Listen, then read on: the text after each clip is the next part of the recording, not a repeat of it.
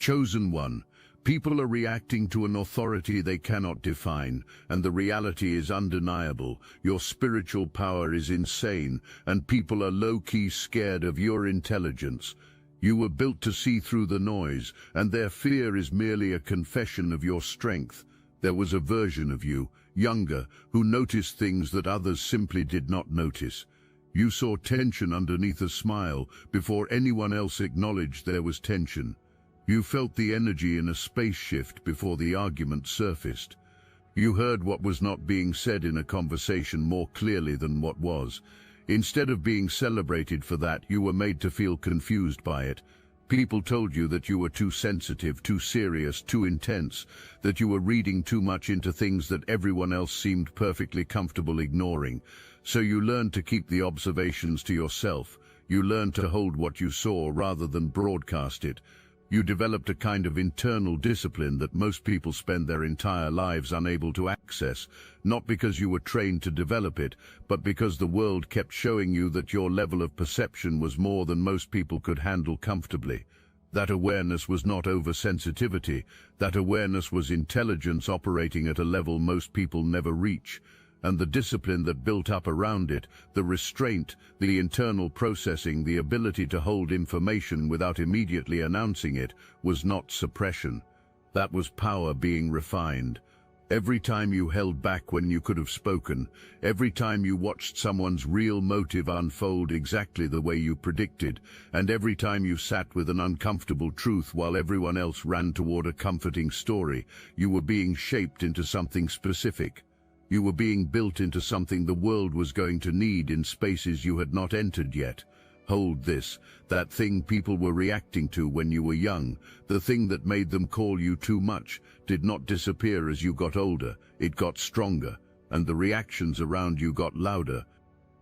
Before someone consciously decides what they think of you, their nervous system has already completed an evaluation. It picks up on your composure, your stillness, the gap between how you carry yourself and how most people carry themselves.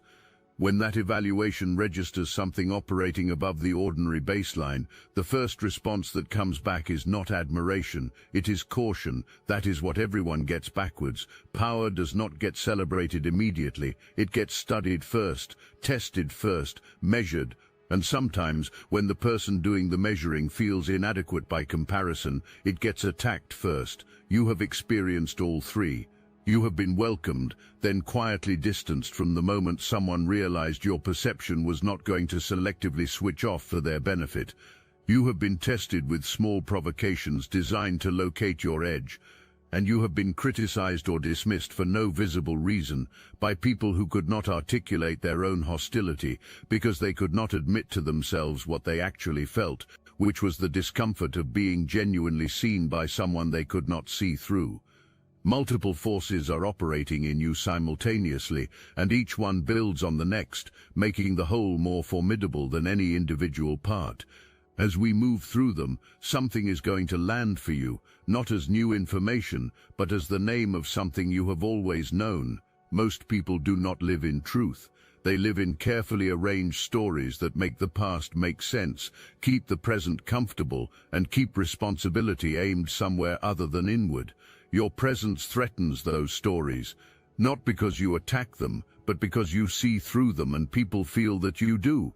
When someone gives you a reason, you instinctively feel the motive underneath it. When someone performs confidence, you sense the insecurity it is covering. When someone claims innocence, something in you registers whether that claim is clean or convenient. You are not searching for any of this. Your awareness picks it up the way a tuned instrument picks up a frequency it was built to detect, and people feel you picking it up. That is the source of their discomfort. It is not what you say, and not what you do. It is the fact that you see what someone is presenting to the world and simultaneously see what is sitting behind that presentation, and they can feel both registrations happening at once. The nervous laughter starts, the over-explaining begins, a sudden defensiveness shows up in response to questions you have not even asked yet. People reveal themselves not because you press them, but because the pressure of being accurately perceived is something the ego cannot sit still inside of. You do not need to dismantle anyone's story out loud. Your understanding alone weakens it from the inside. That effortless, quiet accuracy is the foundation underneath everything else you carry. If this resonates with your inner knowing, hype this video to help fellow chosen ones find their way here. You see what happened, why it likely happened, who benefits from the story being framed a particular way, and what pattern this fits into because you have encountered versions of this pattern before, wearing different clothes. That multi-layered processing makes you functionally unswayable by surface-level arguments. Emotional pressure does not move you because you can see the mechanism operating beneath the emotion. Intellectual arguments do not land unless they are structurally sound, and you can feel when they are not, even before you can fully articulate why. You are able to hold multiple truths at once. Someone can be right about one thing and wrong about another. Good intentions do not erase harmful patterns. Being hurt does not automatically make someone innocent. Most people are not built to operate at that level of nuance. They need clean narratives, clear sides, simple answers. And when you refuse to confirm the simple story, when your analysis is more layered than their narrative requires, they feel genuinely destabilized. You are not trying to be disruptive. You simply think clearly. Cole, and clear thinking is genuinely dangerous to illusions that people have staked their entire sense of self on. This is where most people fundamentally misread you, and where their misreading cost them everything. When someone sees you composed, they assume you are empty. When they see you still, they assume you are manageable. They decide that because you are not flustered or escalating on their timeline, you must be someone who can be moved or maneuvered. You cannot be moved. Your calm is not the absence of awareness. It is awareness operating at full capacity, undistracted by the impulse to perform a reaction. You are tracking everything, the tone behind the words, the shift in body language, the timing of an emotional appeal, the gap between what someone says and what the energy underneath those words is actually doing. All of it is being catalogued and cross-referenced in real time. While others are busy performing for the space, you are busy understanding what the space actually contains. What unsettles people most is the unpredictability that your calm creates. They do not know what you are about to do, whether you are about to confront, correct, or simply walk away carrying complete awareness of what just occurred, with zero obligation to announce it. That uncertainty generates its own pressure. The mind needs to predict outcomes, and when it cannot, it manufactures anxiety. That anxiety gets projected outward onto you as arrogance, coldness, or any other convenient label that makes the discomfort feel like your fault rather than their own. Let it be projected. Your calm does not need anyone's interpretation in order to remain effective. Look, you already know the attacks weren't random, and if you're paying attention, you can feel it. Their walls are closing in. You've also noticed something else. A lot of Chosen One channels on YouTube have gone quiet, videos removed, voices pushed off the platform. The mainstream media is cracking down on us, but we will not give up our voice. So let's talk about what we're doing about it. That's why I built Destiny Engine, and when you join, you're not just supporting your favorite channels, you're also fueling your own rise. It's a 360 win. It generates personalized sequences that help you rewire betrayal into transcendence, turn isolation into sacred power, and transform their downfall into your rise.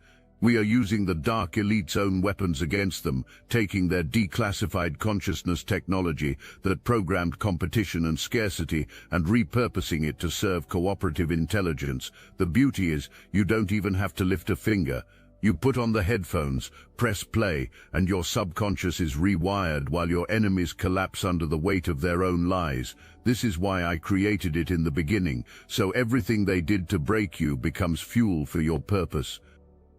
The collective upgrade is underway. Start your Destiny Engine for $1 today and watch divine justice accelerate in your life. Link in the description. It is exhausting. Not constantly, but genuinely and sometimes deeply exhausting. It takes something out of a person to see what you see and know what you know, and still have to function in a world where most people are operating from an entirely different level of awareness. You have sat in conversations where you could see exactly how they were going to unfold and had to ride them out anyway. You have watched people reach with complete confidence for explanations that missed the actual point by a wide margin, and you had to make a real-time decision about whether stepping in was worth it. You have felt the specific loneliness of being the only person in a space who could see the full picture while everyone else was arguing about the frame. Do not let anyone minimize that experience. The awareness you carry does not come with an off switch. You cannot unsee what you have seen or unfeel what your gut has already confirmed. The gift and the weight are inseparable, and anyone who suggests otherwise has not carried what you carry. Every time you stayed in a hard conversation when leaving would have been the easier choice. You deepened. Every time you sat with something painful instead of running toward comfort, you clarified. Every time you chose truth over social ease, you became more precisely and fully yourself. What you have built through that sustained discipline, the clarity, the discernment, the capacity to operate at a level most people cannot sustain, did not arrive for free. It came from choosing perception over comfort, repeatedly, in situations that never once rewarded you for that choice. You have been doing this instinctively, largely without recognition, for as long as you can remember. Right now, you are likely operating well below your actual capacity in most social contexts. This is not because you lack awareness, it is because you have learned, through accumulated experience with people who were threatened by what you carry, to calibrate yourself downward. You have taught yourself to speak at a level others can receive without shutting down, to withhold observations that would land too precisely, to pace your engagement so the interaction does not feel overwhelming to whoever is across from you. That is a genuinely sophisticated skill. It requires real-time translation, taking what you see at full resolution and presenting it at a resolution that other people can process without a defensive response. But the problem is what that constant habit has cost you. In the process of making yourself legible to others, you have made yourself smaller than you actually are. You have spent so much energy managing the delivery of your intelligence that you have drifted away from what it feels like to operate at your full height. What happens when you stop doing that? When you let yourself perceive as clearly as you are actually capable of perceiving and respond from the full depth of what you genuinely understand. The people who are ready for that lean in immediately. Something in them recognizes what they are encountering and responds the way recognition always responds, with relief. Those are your people. They are the ones who meet you where you actually are, not where you have been performing to be. The people who are not ready either adjust over time or they step back. Both of those outcomes are clean and honest. Both are infinitely better than the alternative, which is you indefinitely shrinking yourself to maintain the comfort of people who were never going to be comfortable with the real version of you anyway. You cannot shrink your way into the spaces where you belong. You can only grow into them. At some point you made a decision. Maybe it was quiet, and maybe it unfolded gradually rather than arriving in a single moment. But you stopped aligning your perception with what was popular. You stopped adjusting your conclusions to match what others in the space needed to hear. You started trusting what you actually observed over what you were being told to see. That is an act of internal courage that most people will never perform. Agreement is comfortable. Fitting into the shared narrative, even when you privately know it is incomplete or flat-out wrong, is the path of least resistance, and most people walk it for their entire lives without questioning it once. You stepped off that path. The moment you did, you became unpredictable in a way that group dynamics simply cannot tolerate. Groups run on shared perception. They require everyone to reflect the agreed-upon story back to each other constantly, reinforcing it, keeping it solid enough to stand on. When someone stops doing that, when someone starts operating from their own independent, clear sight rather than from the collective consensus, the dynamic fractures. The pressure to return comes immediately. Approval gets strategically withheld or strategically offered. The quiet threat of exclusion appears. Someone who used to be warm becomes noticeably cooler, and when none of that moves you, when you remain unconvinced, unswayed and steadily yourself, people genuinely do not know what to do with you. You become unreadable. And an unreadable person is terrifying to those whose entire sense of control depends on being able to predict behavior. You did not just stop absorbing the consensus, you developed the ability to see what the consensus was working so hard to protect. You could see what people were collectively agreeing to ignore, and that sight permanently changed the way you operated in every interaction from that point forward. Emotional manipulation is something almost everyone practices. It is not always conscious and not always malicious, but it is present. It shows up as the guilt trip timed perfectly for maximum effect, as the story that grows slightly more dramatic with each retelling, as performed vulnerability deployed at precisely the moment designed to derail an inconvenient conversation. These tactics work because they are built on reflexive human responses. Guilt produces compliance, fear produces retreat, flattery produces false alliance. Most people spend their lives being quietly managed by these patterns without ever stopping to examine the wiring underneath them. You see the wiring, you clock the timing, you register the inconsistency between what someone claims to feel and what their behavior has consistently shown over time. You recognize the strategy before it fully deploys.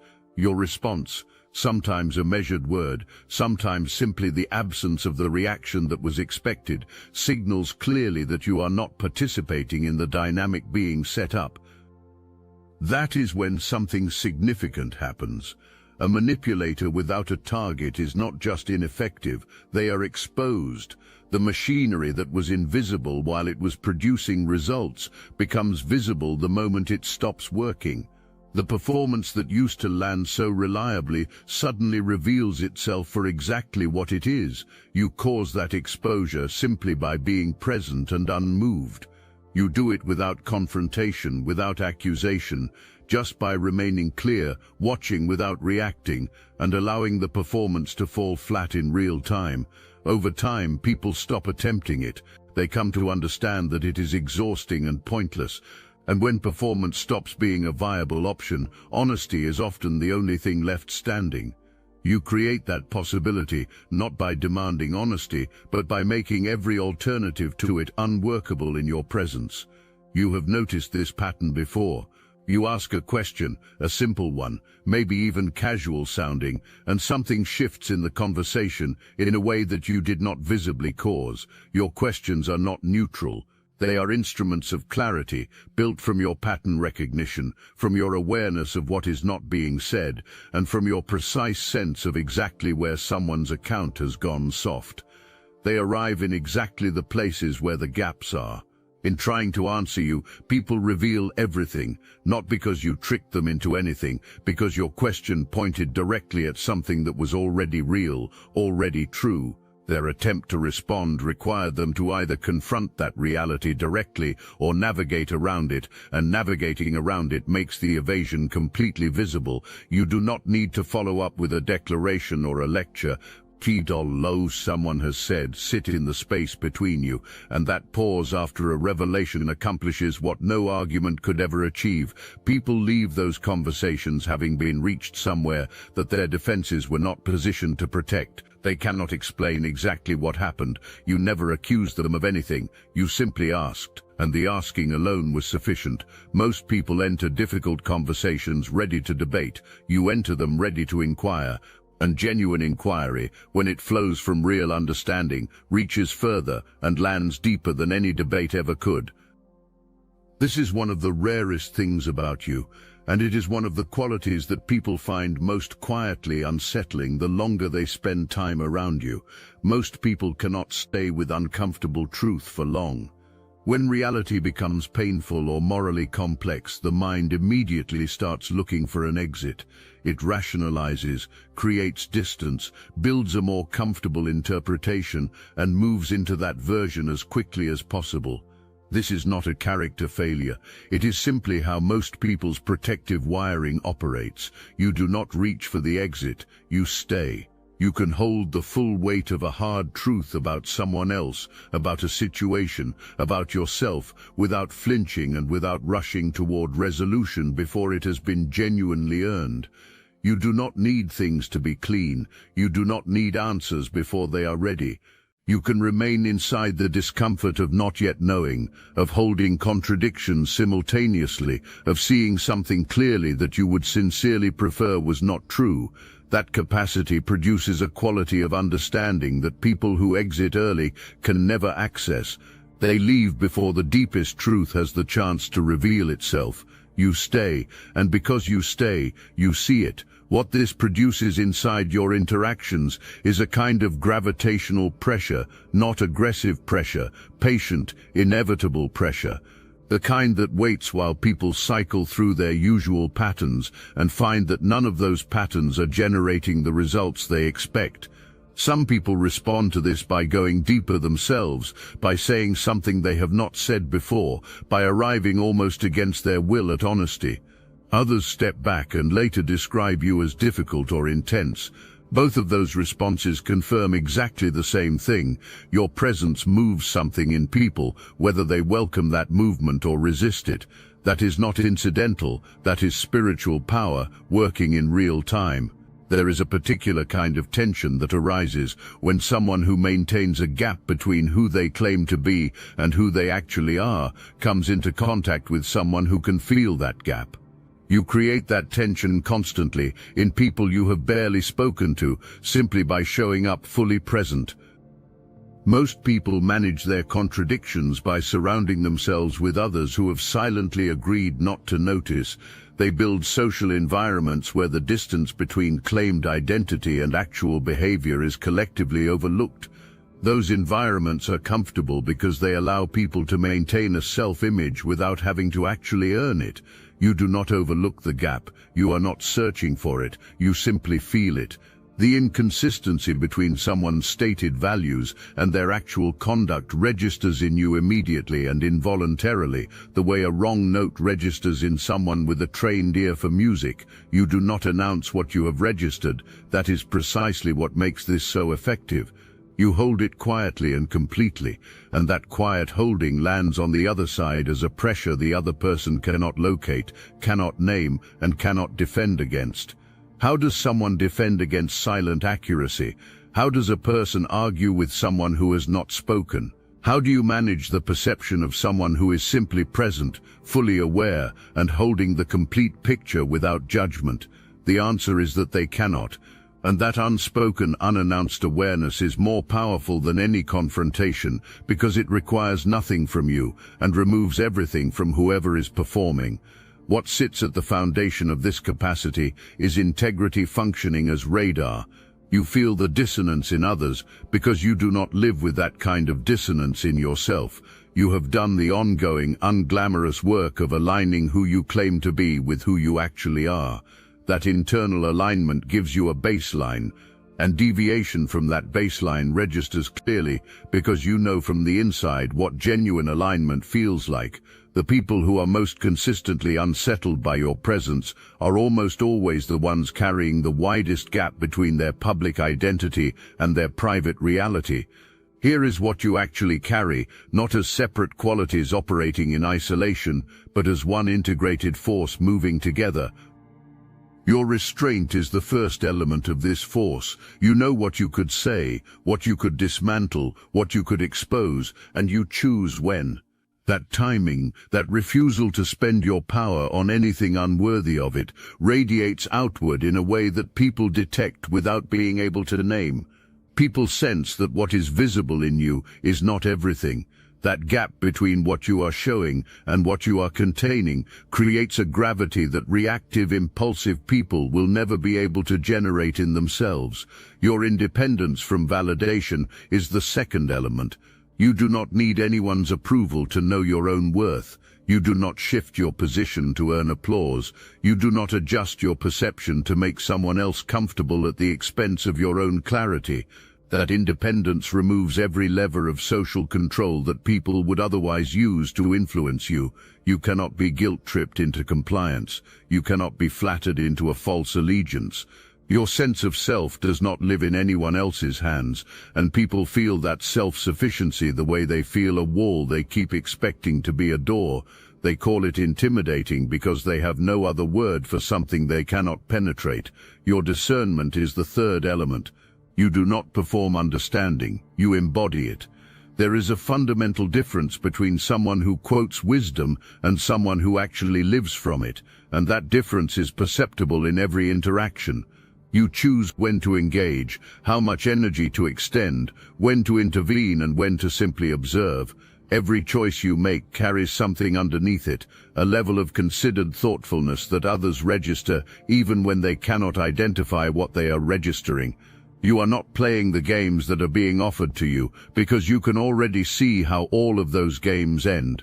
Together, these three qualities create a presence that cannot be manipulated, cannot be reliably predicted, and cannot be managed by the ordinary tools of social pressure. That is why people are low-key scared of you, not because you are threatening in any aggressive sense, but because you are free. And very few things disturb people who are still operating inside invisible cages more profoundly than watching someone move through the world without bars. People who felt what you carry and were threatened by it made a calculation. If they could convince you that your perception was actually arrogance, you would try to dim it. If they could frame your calm as coldness, you would feel pressure to perform more visible reaction. If they could label your independence as aloofness, you would work to become more accommodating. A dimmed, reactive, accommodating version of you is something those people could actually work with, so they relabeled your most powerful qualities as your worst character flaws. Not because they were right about any of it, but because relabeling was the only leverage available to them. What people are afraid of when they say they are afraid of your intelligence is not the intelligence itself, it is what your intelligence implies about their own. It is the gap they feel acutely whenever they are in your presence, the gap between how they operate and how you operate. That gap does not simply make them feel less capable, it destabilizes the story they have been telling about themselves, sometimes for years. Without intending to, you become a standard they did not ask to be measured against, and the ego responds to unwanted standards the same way every single time. It attacks the standard, it calls the standard flawed or arrogant or wrong. It works very hard to find anything that makes the standard invalid, because if the standard is invalid, the gap no longer needs to be faced. This is why some of the sharpest criticism you have received has come from people who barely knew you. Those people were not responding to something you did, they were responding to something you are. Something in your presence created an involuntary mirror, and they reacted not to you but to their own reflection. That has never been your fault. What they feared was not harm, it was honesty.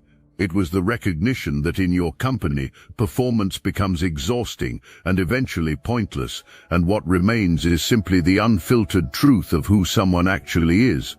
For people who have built their entire sense of identity around who they want to appear to be, that is the most threatening thing they can imagine. What you carry is not random, it is not an accident of circumstance or personality quirk. There is something intentional in the design of you. You were given the ability to see through illusion so that truth would have someone willing to hold it when everyone else is looking away. You were given calm in the presence of chaos because chaos has always existed and someone needed to remain genuinely clear inside of it. You were given the inability to be emotionally manipulated because there are environments where manipulation has operated unchallenged for too long and needs to encounter something it simply cannot move. You are not here by accident. The very qualities that made you feel out of place in ordinary environments are precisely calibrated for the spaces where they are most urgently needed, the ones where clarity is rare, where honesty is uncomfortable, where people have collectively agreed, without saying so out loud, to maintain a comfortable fiction.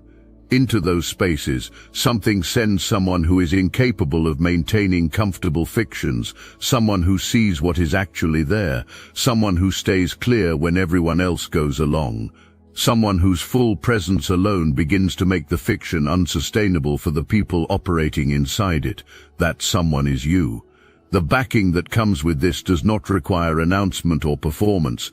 It expresses itself entirely through what you are, through every moment you chose truth when comfort was easily available, through every time you held your integrity when releasing it would have made your life considerably easier, through every space where the energy shifted and you did not cause that shift by doing anything except showing up completely. That is not ordinary. That is something you were trusted with. And being trusted with something real is not an invitation to stay safe and comfortable. It is an invitation to be fully useful, to show up at your full height, to stop managing the gift down to a size that feels less confrontational to people who were never meant to be the audience for it anyway. You already know what you carry. On some level you have always known it. You have felt environments shift and recognized that you caused that shift without doing anything that should visibly account for it. You have watched situations unfold exactly the way you quietly anticipated they would. You have said nothing and watched performances collapse under the patient weight of your full observation. You know. You have always known. But knowing and fully owning are not the same thing. Knowing can still coexist with unnecessary apology. Knowing can still calibrate itself downward for the comfort of people it was never built to accommodate. Knowing can keep itself contained, offered in careful doses, managed so as not to create too much friction in the spaces it moves through. Owning means something different. Owning means operating from the full height of what you carry, without trimming yourself down to fit the preferences of people who never had the right to ask you to be smaller in the first place. Your perception was never the problem. Your calm was never the problem. Your questions, your independence, your ability to sit with hard truth, your spiritual intelligence that moves without fanfare, none of it was ever the problem. The only problem was that you spent time in spaces surrounded by people who needed you to believe it was. You do not have to carry that belief any further. Your awareness dismantles illusions without effort. Your layered thinking maps what others can only guess at. Your calm carries more authority than most people's loudest and most forceful moments. Your silence communicates what most people cannot articulate, even with full access to words. Your spiritual intelligence is lived rather than performed. Your independence makes you unpredictable in all the ways that genuinely matter. Your discernment, embodied rather than borrowed, makes your presence register on a frequency most spaces have never encountered before. That is what arrives with you, every time, without any announcement required. At the beginning of this, you were sensing all of this, and still questioning yourself. You were noticing the shift in energy around you, and wondering whether something was wrong with you for causing it. You were carrying these qualities as though they were weights rather than instruments. The resolution is this: stop questioning what you carry, stop managing yourself downward, stop treating the discomfort your presence creates in others as evidence that something in you requires fixing. Nothing in you requires fixing. Real power does not announce itself. It arrives, it settles, it operates, it moves forward, leaving things genuinely different from how it found them, without requiring anyone's acknowledgement of that difference. That is you. That has always been you. You stop softening your awareness to protect people from the experience of being genuinely seen. You stop performing a smaller version of your perception so that people operating at a lower altitude can feel comfortable in your presence. You stop treating your clarity as something that needs to be rationed or pre-apologized for. You show up fully. You observe without rushing to announce what you observe. You ask the questions your awareness generates without hedging their precision for anyone's comfort. You hold your calm like the armor it is, deliberate, grounded, and unbreachable. You allow your restraint to communicate what your words do not need to say. You remain free from the approval of people who want your dependence, because your dependence is how they maintain control over you. And you trust what you see, because you have always seen correctly. Look back at the times it felt uncertain, the times you allowed someone else's insistence to override your own instinct. Your instinct was right. Your perception was accurate. What you felt was exactly what was actually there. Trust it going forward. not with arrogance. Arrogance belongs to people who are not yet certain. Trust it with authority, with the quiet, grounded, unperformative authority of someone who has done the internal work, earned the internal clarity, and now inhabits it fully without performing it for anyone's benefit. You are chosen not because any of this came easily. You are chosen because you were built to carry something the world needs and most people cannot bear: the ability to see clearly, to remain clear under pressure, to hold truth without flinching from it, to move through chaos without becoming it, and to make every space you enter more honest than it was before you arrived. The recognition you deserve is not coming from outside of you. It was never supposed to.